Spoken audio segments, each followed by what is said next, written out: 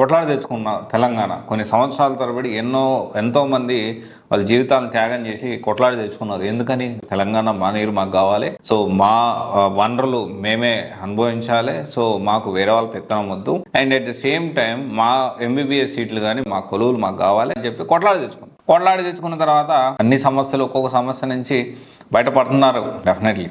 అయితే ఇక్కడ ఈ తెలంగాణకు సంబంధించి నీట్ విద్యార్థులకి ప్రతి సంవత్సరం అన్యాయం జరుగుతుందా అంటే దానికి సంబంధించి విద్యార్థుల యొక్క తల్లిదండ్రులు, దాంతోపాటు సోషల్ యాక్టివిస్టులు దీనికి ముందుకు వచ్చి దీన్ని ఎలాగైనా ప్రభుత్వం తత్వరమే ఇమ్మీడియట్ బేస్లో న్యాయం చేయాలి అని చెప్పి చెప్తున్నారు. సో ఇది నిజంగానే కరెక్ట్ అంటారా, రాంగ్ అంటారా, అసలు ఏం జరుగుతుందో ఒక వ్యూ మనం తెచ్చుకోవడానికి, ఒక పర్సెప్షన్ మనం తెలుసుకోవడానికి ప్రయత్నం చేద్దాం.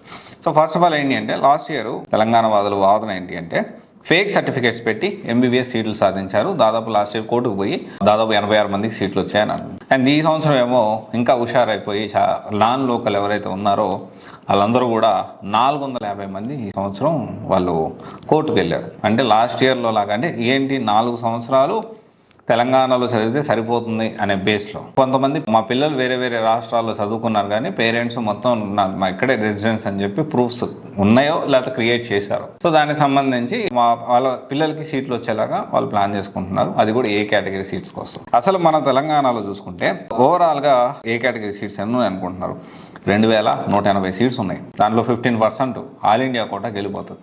85% సీట్లు దాంట్లో.